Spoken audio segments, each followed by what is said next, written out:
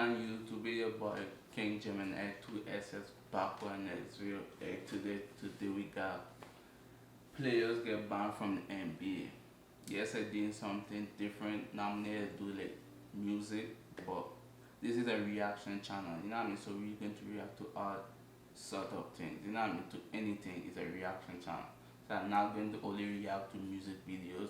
Yes, I still don't do music videos, but I'm not going to be reacting to only music videos. So anything y'all want me to react to, like bands, anything funny, anything don't have to do with music. If y'all want me to react to, let me know down in the section. You know what I mean? I still don't do videos. If y'all want, you could still send through videos or music videos. But like I say, right, it's a reaction channel, so I'll be reacting to anything. You know what I mean? And plus, this music video thing, if y'all notice, I've been goes for a while. It's because I was getting a lot of copyright strikes and things like that. And another type of reactor who like to pause the music a lot because that's how you try to avoid getting copyright. But me, I just like to listen to the whole music. Stop it when I need to talk about something. You know what I mean? So like I said, I'll be reacting to all sort of things. So just make sure y'all send it down in the comment section and let me know what you react to and things like that. And make sure to make it easier to like copy the link and just like comment it like down in the section, so I could just click on the link and go straight to the video you want me to react to, so it can be fast and easy for both of us. You know what I mean? So yeah, but that's what I want to tell you today. So I'm not only gonna be reacting to music videos, okay?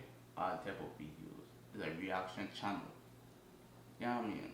So yeah, enough talking. You know what I mean? So make sure you like, comment, subscribe, all that good stuff. Let me know down in the section what to react to next. Let's get straight into it. Let's get it.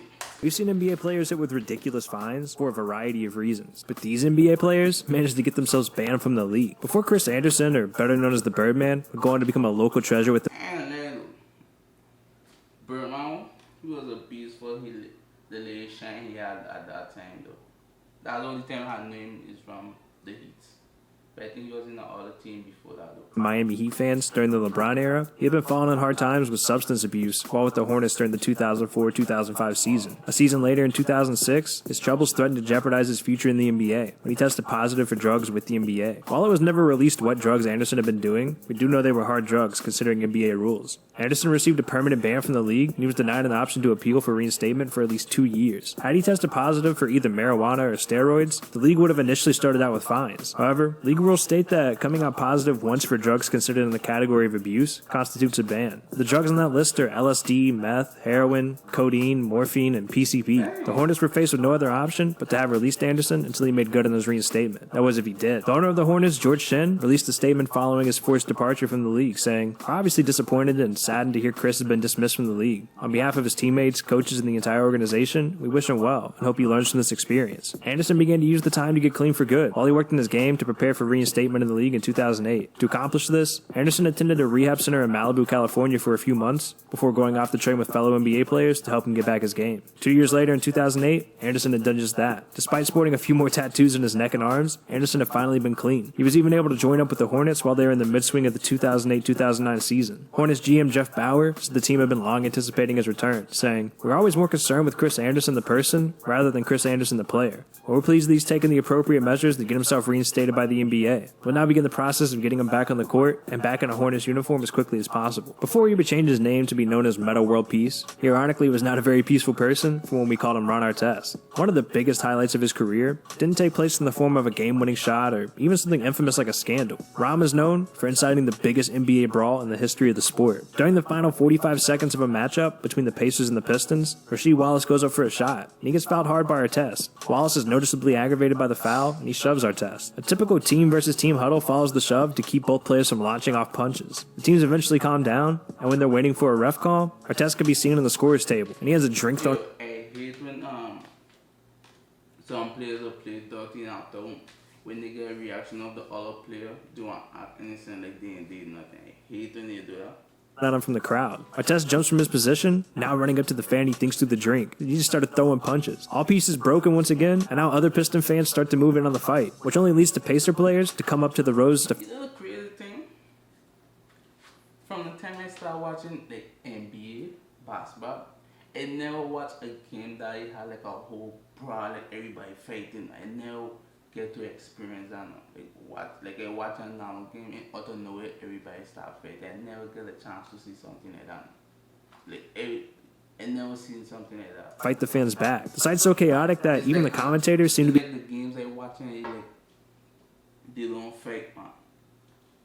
Like they do pushing and stuff, but like to say like the whole crowds and thing like that. having a hard time describing what exactly was taking place. At some point, a fan even gets on the court and starts another fight, now nearby the Pistons bench. As the players are finally being escorted out, Piston fans start throwing drinks, food, really anything they could get their hands on at the Pacers players and staff. We'd come to find out later that Artest's first punch to the fan that started the whole incident wasn't even the same fan that had thrown the drink. He mistaken the fan for someone else. John Green, who is the man who launched the Diet Coke, starting the whole incident, later admitted, "I was sitting there talking to my buddy, and I asked, does anyone have a Diet Coke with ice in it? I bet I could hit him with this cup. I just launched it in the air underhanded, went up like a perfect dart, hit him right in the chest." Now it was time for the NBA to send out his punishment. Artest was suspended for the rest of the 2004-2005 regular season and any playoff games, which ultimately amounted to 86 games missed. Fellow Pacer Steven Jackson, along with Jermaine O'Neal, was suspended indefinitely. All players involved had to undergo community service. As for the fan, some were charged and banned from the Pistons Stadium for life. In terms of injuries, 9 fans were hit, and 2 had injuries bad enough they had to go to the hospital.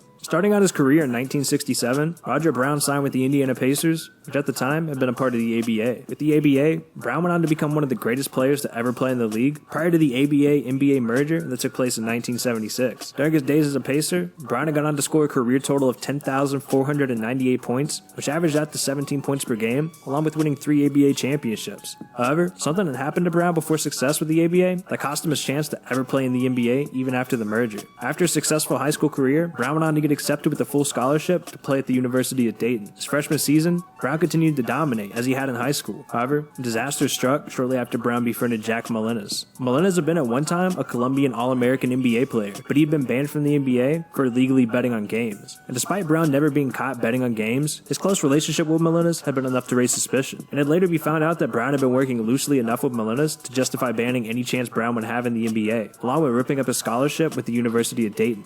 To be honest, I never heard about that NBA player. I never heard about him. Roger Brown.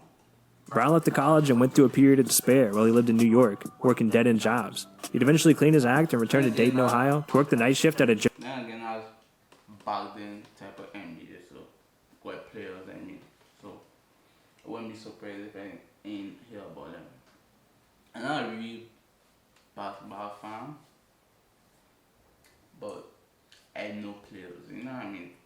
General Motors plant. His luck had come back around in 1967, when the ABA had just formed. The ABA and general manager of the Pacers discovered Brown when they acted on a tip that Oscar Robinson had informed them about Brown's playing ability. Now 25 years old, Brown started his basketball career with the rival ABA in 1967. He'd go on to continue playing until the NBA merger, where he decided to leave the league out of loyalty for the ABA because of his second chance they'd given him. Despite having been banned from the league in the early 60s, Brown's retired jersey could still be found hanging in the Pacers Stadium to commemorate the 3 championships he led the team to in the early 70s.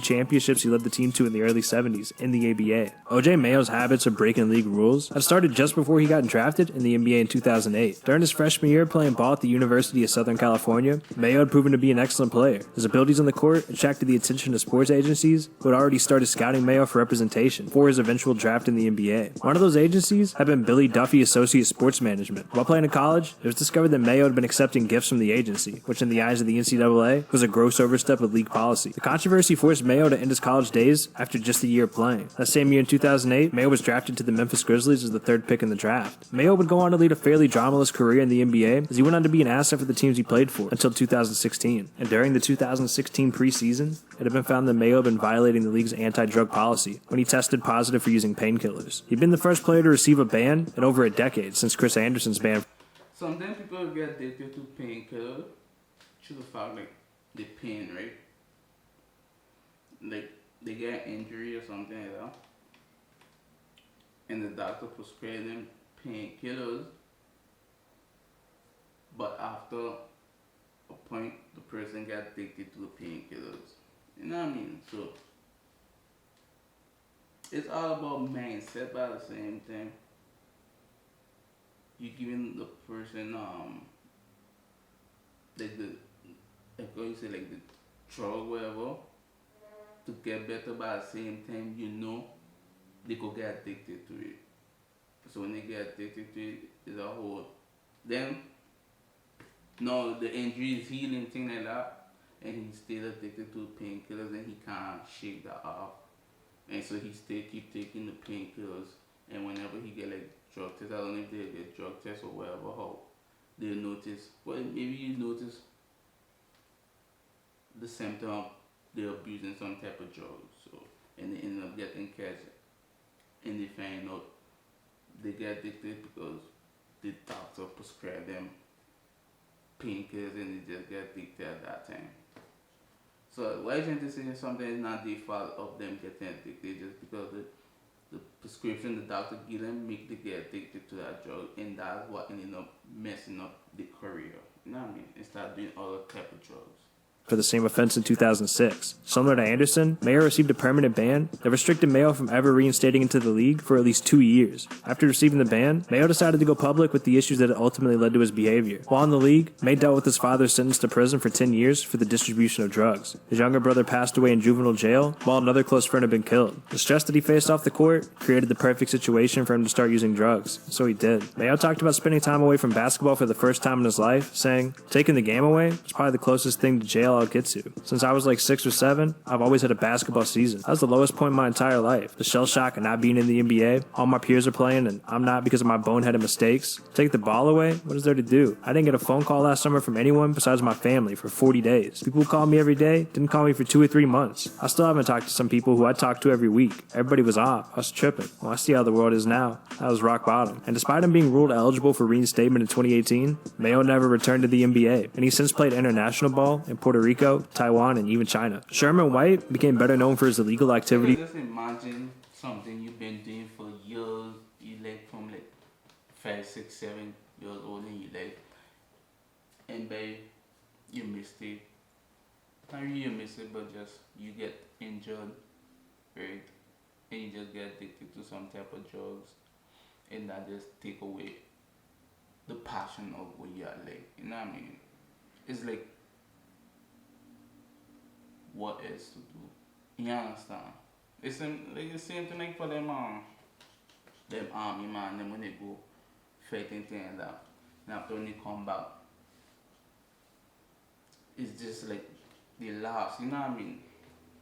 Surrounding college ball than he ever did as a player. White had been a model all-star throughout his day playing college ball at Long Island University. Averaging over 27 points per game, it was said White was almost certainly going to be drafted as the #1 pick for the 1951 NBA draft. Despite being on a basketball scholarship at LIU, White struggled financially to help his family, who lived in the neighborhood borough of Brooklyn. Midway through his junior year at school, White began to notice that several of his teammates had been appearing off in their games from time to time. White began connecting the dots together in a matchup against North Carolina State, where he noticed one teammate began to obviously throw a bad pass to him. During his senior season, not only had White become fully aware, I ain't gonna lie, the whole thing NBA uniform is ugly. You know what I mean? That's type of pants females rocking nowadays. I can't picture an NBA player nowadays rocking them type of pants. The uniform was jokey back then though. Aware of the point-shaving scandal many of his fellow teammates had been a part of, we got to join them. White talked about starting out saying, "After that NC State game, Eddie Garb befriends me. We sat down and started talking. He brought in Big O's and Furtado. He gave me the same old story. We control the game. We're good enough to beat these guys anyway, and we can make some money. They ain't giving you no money here at LIU. Same old story. We can control the game and nobody will get hurt, except the gamblers. Now I'm one of the guys." Peer pressure. And the entire operation had been orchestrated through Eddie Gard, who'd been working with Salvatore Salazzo. Salvatore had been a 45-year-old jeweler and gambler who during the 1930s had spent 5 years in prison. Since his days in the pen, Salvatore became notorious for his point-shaving scandals he schemed throughout New York City schools. And it wouldn't be long until people started to notice. As soon as they did, a police investigation ensued that eventually led to White being faced with serious criminal charges. Sadly, a day before his imprisonment, White had been recognized as the sporting news Player of the Year. Following his charges, White was sentenced to 12 months at Riker Island Prison, which had been notorious for hardened criminals, gangsters, and murderers. White talked about serving time at Rikers, saying, "To this day, I believe there was some kind of collaboration between my lawyer and the prosecutor. Rikers Island is supposed to have been built for rehabilitation, but it was the worst place in the world for a kid to try and straighten out his life. I often wonder why I never came out of there a criminal. All the characters and perverts I met certainly would have been the easy way to go." Following his release, the NBA had banned him. Only after he found out, the Knicks were prepared to place a territorial pick on him. Electing to forego the remainder of the 3 years he had left in college, Tyreke Evans declared for the 2009 NBA draft, and he was selected by the Kings in the 4th pick of the first round. Starting off his first season with the Kings, Tyreke was able to comfortably solidify his place in the Kings as one of their premier scorers, as he averaged 20 points per game during his rookie season. Even after being traded to the Pelicans, back to the Kings, and eventually the Memphis Grizzlies, Tyreke's game continued to be remarkably consistent. That would be until his latest trade to the Indiana Pacers during the 2018-2019 season, which also happened to be the season he was permanently banned from the league for violating the league's drug policy. To be banned after just a single offense meant that whatever Tyreke had come positive for had to have been harder than marijuana. As similar to the cases prior to him, he forfeited the ability to be reinstated into the league for at least 2 years. When news had become widespread of his release from the NBA, the Pacers released a statement saying, "The Indiana Pacers were informed Friday by the NBA that Tyreke Evans has been dismissed from the league for a violation of the league's anti-drug policy. We take these matters seriously and will reach out to Tyreke to offer our support." Even during this hiatus, Tyreke won't qualify to have a chance to be reinstated into the league until the 2021 season. Hey yo, dog. I'm gonna need you to click on this video on the screen, bro, or I'm gonna have to ban you from the channel, okay? Look, I don't want... Yeah, well, man, see, if y'all don't subscribe, you just unban, well, unban you from the channel. I mean, most of you just watch it from the old, so make sure y'all subscribe. Nah, man, I'm just messing around, man, but yeah, that was the players banning from the NBA. Most of them I don't really know. Well, yeah, I don't know most of them. So, and majority of them was players all the way back when they had them pum shots and them short hands. So yeah. So make sure y'all like, comment, wait before I say that. If you want me to react to a video, make sure y'all copy the link and just comment it down, like paste it down in the down in section, so I could just click on it and go straight to the video and just react it. It'll be easy for me and be easier for you to see me to react to your video that you tell me to react to. So anyhow, make sure you like, comment, subscribe, all that good stuff. Let me know down in the section what to react to. Then hit that bell so you can know when your part is posted again.